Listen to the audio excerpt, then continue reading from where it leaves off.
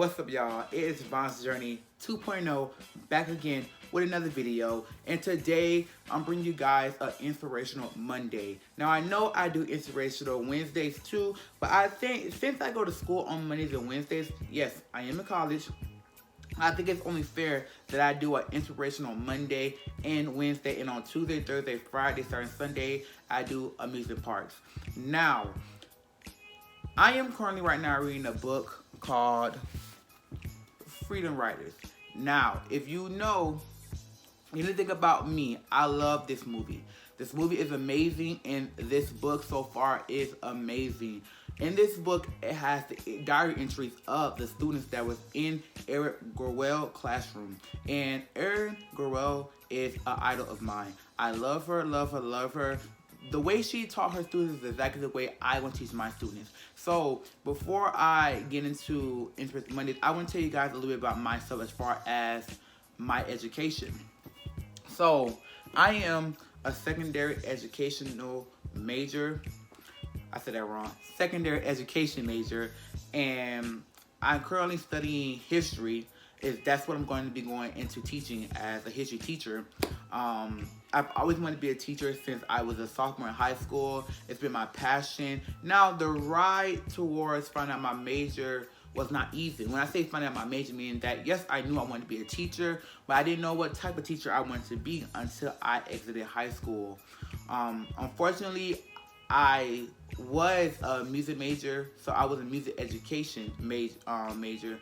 And then I stopped it because it would have been too hard because, mind you, I was double majoring. So I had two majors. So not only was I doing music education, I was doing history as well. So I had to make a decision to choose one or the other because if not, I wouldn't be able to work if I was a music major. And even though I love music, because I'm a marching band kid, even though I love music a little bit more than history, I chose history because it's an easier field for me to become a teacher in than music education. I currently live in Florida, if you don't know, and it's kind of hard because there's a lot of schools in the country that I live in, but there's only one position for a band director. So despite that, it can be 20 schools in my district, which is a lot of schools in a district, but there's only 20 teachers. Mindful, there's a lot of students going to school for music education. So I will have to be fighting for a position. And to be quite honest, I don't really want to fight for a position. And I like history, so why not stick with history? I want to talk to you guys also about never giving up on school. School is very important to me. And as an educator, I'm always going to tell people to stay in school. Now, if college is not for you and you know that ahead of time, don't waste your money. You know what I'm saying? But still have something that you want to do in life. That's a trade or anything that you're passionate about. There's people around here, like, for instance, YouTubers. There's people that do YouTube. That's what they're passionate about. You know what I'm saying? They made it as a career. So I'm not going to tell people not to, you know what I'm saying, follow their passion. If school is not the passion they want to go in, that is what it is. But initially, I am going to promote education. So I am going to tell you to go to college. Now, as far as me,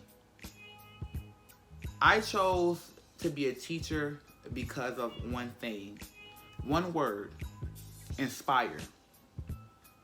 Inspiring other young kids, the younger generation, to become better, to be better humans, to be better than me.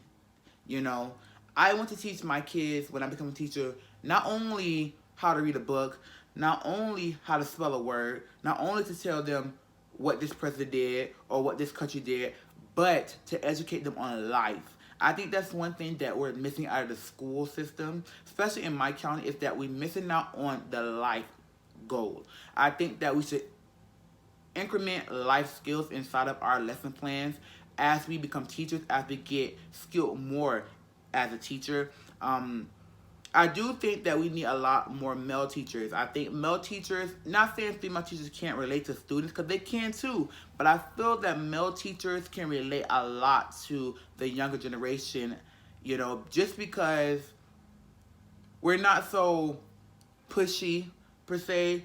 There are some teachers out there that is like that though, but we're not. We're more fun to be around. And that's how I want it to be like in my classroom. I want my classroom to be a safe zone. I want my classroom to feel like, oh my God, I want to come to Mr. Kenny's class for lunch. I want to go, talk to Mr. Kenny. Or I want my students to be able to come to me when something's wrong. You know what I'm saying? Not saying I can fix every problem, but I can at least be there for them in that situation as far as something going on at home or, if they haven't ate, like I want to be that person to like, okay, I give you a couple of dollars to go get you some lunch, or I bring you lunch, snacks, you know what I'm saying? That's the type of teacher that I'm going to be. That's why this book specifically is the amazing book. And I think when I do become a teacher, I'm going to have my kids read this book. If you can see it right there.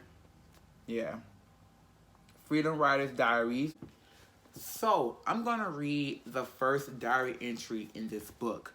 And I just want you guys to listen to how, Erin Gurrell and her students are, basically telling us what happened and what's going on and how they felt during this time period. So I'm going to go ahead and start. This is entry number 1, Mrs. Gurrell.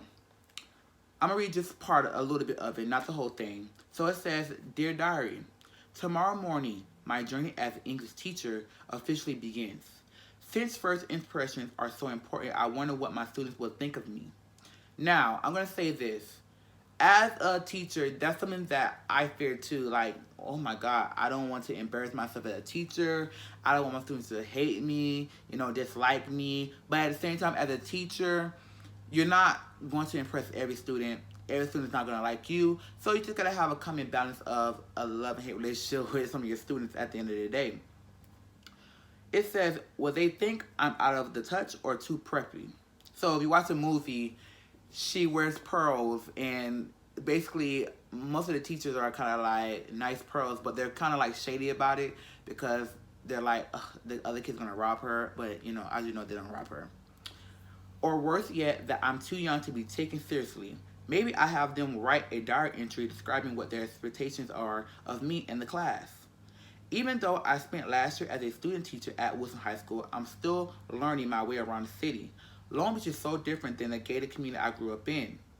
Thanks to MTV dubbing Long Beach as the gangster rapping capital with its depiction of guns and graffiti, my friends have a rough perception of the city, or LBC as the rappers refers to it. They think I should wear a bulletproof vest rather than pearls. I knew it because she was pearls in the movie. Where I lived in Newport Beach is a utopia compared to some of the neighborhoods seen in a Snoop Dogg video. Still, TV tends to blow things out of proportion. The school is actually located in a safe neighborhood just a few miles from the ocean. Its location and reputation makes it desirable, so much so that a lot of the students that live in what they call the hood take 2 or 3 buses just to get to the school every day. Students come in from every corner of the city. Okay. Rich kids from the shore sit next to the poor kids from the projects.